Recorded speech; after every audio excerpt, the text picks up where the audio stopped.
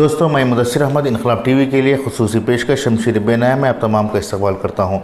दोस्तों, हिंदुस्तान में जब एनआरसी और सीएए की मुखालिफत में एहतजाजात हो रहे थे, उस वक्त हर गली कोचे में आज़ादी की आवाज़ बुलंद हो रही थी। हर कोई सरफरोशी की तमन्ना दिल में लिए घूम रहा था।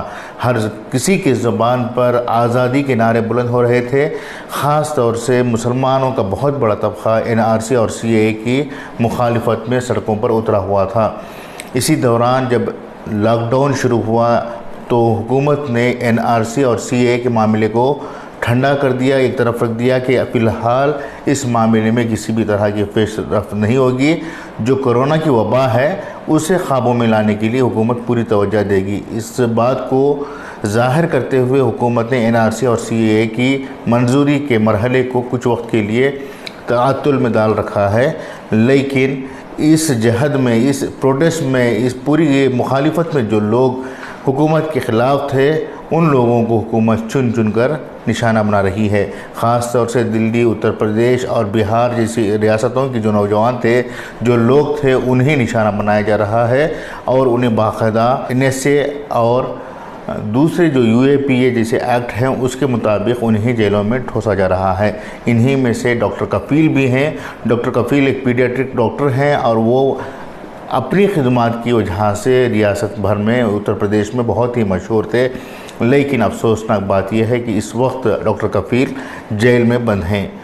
एक तरफ वो जेल में बंद हैं तो दूसरी तरफ हमारी मुस्लिम क़ियादत जो है, जो मेन स्ट्रीम जो क़ियादत है, वो क़ियादत आज खामोश हो चुकी है। जो मदनी बरादरान कल तक आरएसएस के लीडरों से बात करते हुए हिंदुस्तान में अमन, भाईचारगी और यकसूयत के बारे में बात करना चाह रहे थे, वो भी खामोश हो चुके हैं। इसके अलावा वो सियासी लीडरान जिन्होंने डॉक्टर कफ़ील जैसे जहदकारों के साथ प्लेटफॉर्म शेयर किया था, वो भी खामोश हो चुके हैं।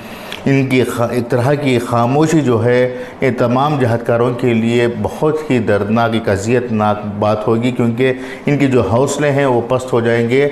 अगर किसी जहदकार की ताकत मानी जाती है तो वो है अवाम की आवाज़ है। अगर अवाम की आवाज़ इन जहदकारों के साथ नहीं रहेगी तो इनकी कोशिशें बेकार हो जाएंगी। दोस्तों, आज मैं जिस टॉपिक पर बात कर रहा हूँ वो है प्रोटेस्ट के ताल्लुक़ से।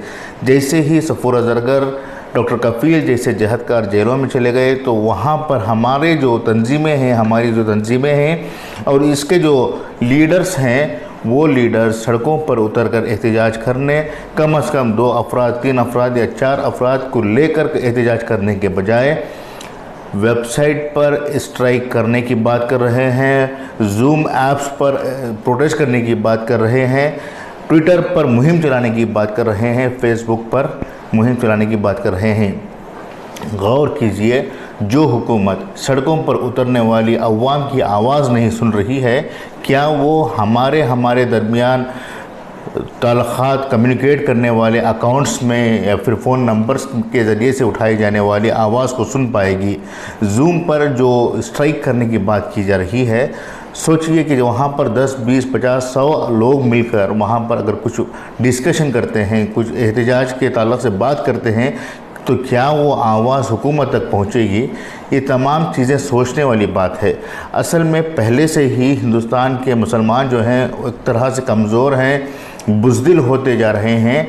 ऐसी बुज़दिल कौम को अगर आप दोबारा सोशल मीडिया में फंसा कर रख कर स्ट्राइक वहीं से करवा कर, वहीं से बयान दिलवा कर, वहीं से मेमोरेंडम दिलवा कर आप कुछ करना चाह रहे हैं, तो ये बिल्कुल सही नहीं हो रहा है। स्ट्राइक के जो तरतीब है, जो प्रोटेस्ट का जो सलीक़ा है, स्ट्राइक करने के जो अब तक जो सिस्टम चला आ रहा है, उस सिस्टम के तहत ही अगर एहतजाज किया जाता है तो इसके कुछ ना कुछ मुस्बित असरात हमारे सामने आ सकते हैं। साथ ही साथ मैं उन लोगों से भी अपील करना चाहता हूं जो हमारे मेन स्ट्रीम क़ियादत के क़ायदीन माने जाते हैं, अपने आप को लीडर और रहबर में कहलाते हैं, वो लोग कम से कम आवाज़ उठाएँ। कोरोना दुनिया में फैला हुआ है, ये ज़ाहिर सी बात है, इसे हम कबूल करते हैं, लेकिन जो क़ायदीन हैं उनको तो अब तक कोरोना मर्ज़ लाहक नहीं हुआ है। कम से कम मुँह से तो वो कुछ कहें, अपने सोशल मीडिया की जो नेटवर्किंग है, अपने लाखों जो चाहने वाले हैं उन तक अपनी बात पहुंचाकर आज हिंदुस्तान के जो जहदकार हैं, डॉक्टर कफ़ील जैसे लोग हैं, उनकी रिहाई के लिए हुकूमतों पर दबाव डालें। साथ ही साथ 4-5 अफराद पर मुश्तमिल वफ़द वज़ीर आज़म, वज़ीर आला से मिलता है तो इससे वज़ीर आज़म या वज़ीर आला मिलने से इनकार नहीं करते। उन्हें हालात से वाकिफ़ कराया जाए कि क्या हो रहा है और हिंदुस्तान के मुसलमान क्या चाहते हैं और ये मुल्क क्या चाहता है। इन बातों से अगर मुतारुफ़ किया जाए तो आने वाले दिन मज़ीद संगीन होंगे। ऐसा महसूस होता है कि जो हमारे कायदीन हैं वो इस बात का इंतज़ार कर रहे हैं कि चलो पिछले दिनों तो हमें छोड़कर आप लोगों ने स्टेज वगैरह सजाए थे, अब आपको हमारी ज़रूरत पड़ रही है, हम इस वक्त आपकी सपोर्ट नहीं करेंगे। इस तरह की जो सोच है वो एक तरह से खुलकर सामने आ रही है। तो हमारी ये दरख्वास्त है हिंदुस्तान की अवाम की जानिब से कि हिंदुस्तान के कायदीन इस सिलसिले में आवाज़ उठाएँ और बेगुनाह लोगों को जेलों से रिहा करवाने के लिए पेशरफ्त करें। उम्मीद के आज की इस एपिसोड को आप पसंद करेंगे और इस बात को हिंदुस्तान के हर शहर तक, हर घर तक पहुंचाने की कोशिश करेंगे। मैं मुदस्सिर अहमद मेज़बान आपका इजाज़त चाहता हूं। शुक्रिया।